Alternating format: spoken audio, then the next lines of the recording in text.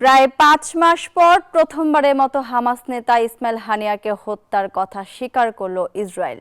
সোমবার দেশটির প্রতিরক্ষা মন্ত্রণালয়ের প্রকাশিত এক বিবৃতিতে কথা বলেন প্রতিরক্ষা মন্ত্রী ইসরায়েল কাটজ। এদিকে হামাসের সঙ্গে জিম্মি বিনিময় নিয়ে অগ্রগতির ইঙ্গিত দিয়েছেন ইসরায়েলি প্রধানমন্ত্রী বেনিয়ামিন নেতানিয়াহু। এরই মধ্যে গাজা উপত্যকায় ইসরায়েলি হামলায় প্রাণহানি ৪৫,৩০০ ছাড়িয়ে গেছে। গত ৩১ জুলাই ইরানের রাজধানী তেহরানে গুপ্ত হত্যার শিকার হন ফিলিস্তিনের স্বাধীনতাকামী গোষ্ঠী হামাসের সাবেক প্রধান ইসমাইল হানিয়া। এই হত্যাকাণ্ডের জন্য ইরান ও হামাস শুরু থেকেই ইসরায়েলকে দায়ী করলেও তা স্বীকার করেনি তেল আবিব। অবশেষে সোমবার এক বিবৃতিতে হত্যার দায় স্বীকার করল ইসরায়েলি প্রতিরক্ষা মন্ত্রণালয়।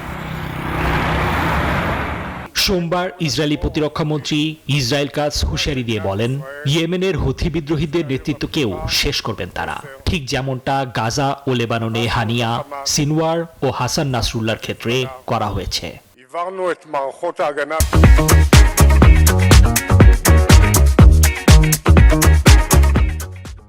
এদিকে ইসরায়েলি সংসদ নেসেটের নিয়মিত উত্তপ্ত অধিবেশনে সোমবার প্রধানমন্ত্রী বেনিয়ামিন নেতানিয়াহু ইঙ্গিত দিলেন, হামাসের সঙ্গে জিম্মি বিনিময় নিয়ে কিছুটা অগ্রগতি হয়েছে। অনেক কাজ এখনো বাকি, তবে সরকারের প্রচেষ্টা অব্যাহত রয়েছে। সব জিম্মিকে মুক্ত না করা পর্যন্ত আমাদের সুখ পূর্ণ হতে পারে না। প্রতিটি স্তরে উল্লেখযোগ্য পদক্ষেপ নিচ্ছে।